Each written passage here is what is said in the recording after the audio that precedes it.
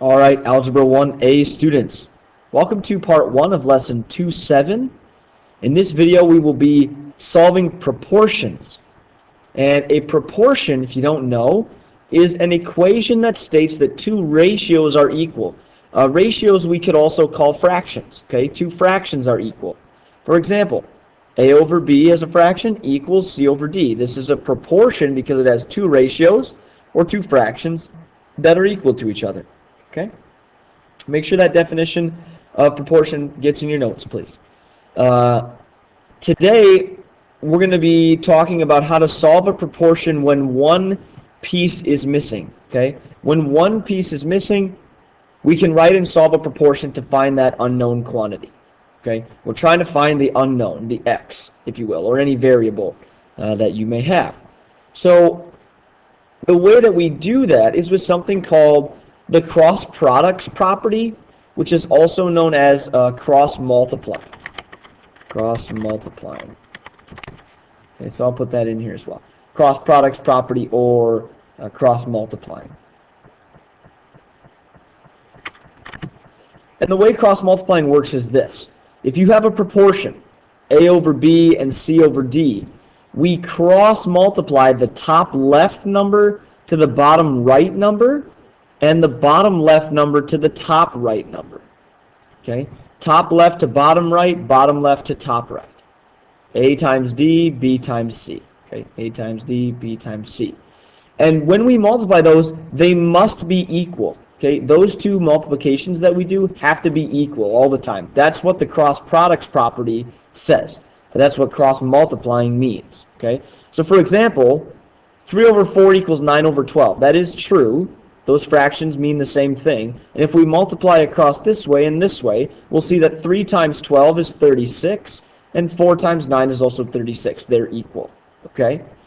Now, here's how that helps us when we're trying to solve a proportion.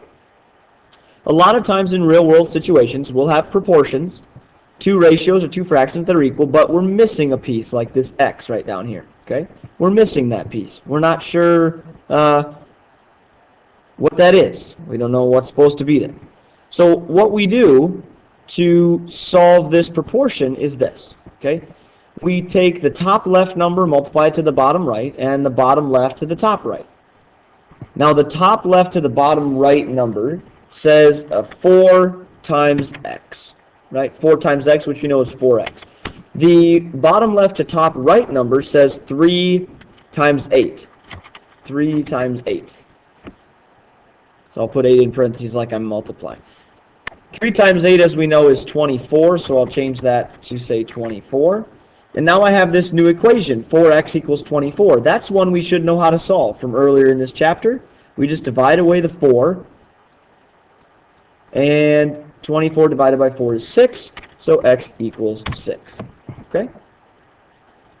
So solving a proportion is actually quite easy. All we have to do is cross multiply. Okay, set those two multiplications equal, and then divide away a number to solve for x. Right? So we get x equals 6. That's the missing piece of our proportion. Okay? 4 over 3 equals 8 over 6. I'd like you to try a couple on your own, cross multiplying and then solving by dividing away a number from your variable. In number 1, b over 6 equals 4 over 5. So again, we cross multiply like this, and then set them equal. And this one will be a decimal number. And then over here, we cross multiply here, and then divide away the 5 to get x alone. So try to solve for b and for x. This side should say b equals, and this side should say x equals. Okay? So solve those two proportions, then come on back, and I'll show you what we should get.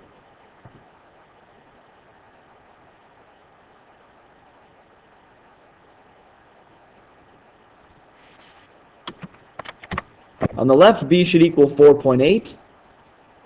On the right, x should equal 27. Okay? b equals 4.8, x equals 27. If you have questions about solving a proportion using the cross products property, cross multiplying and then getting the x or the b or whatever variable by itself, please make a note to ask me in class tomorrow. Otherwise, that's all I have for you. Have a wonderful night.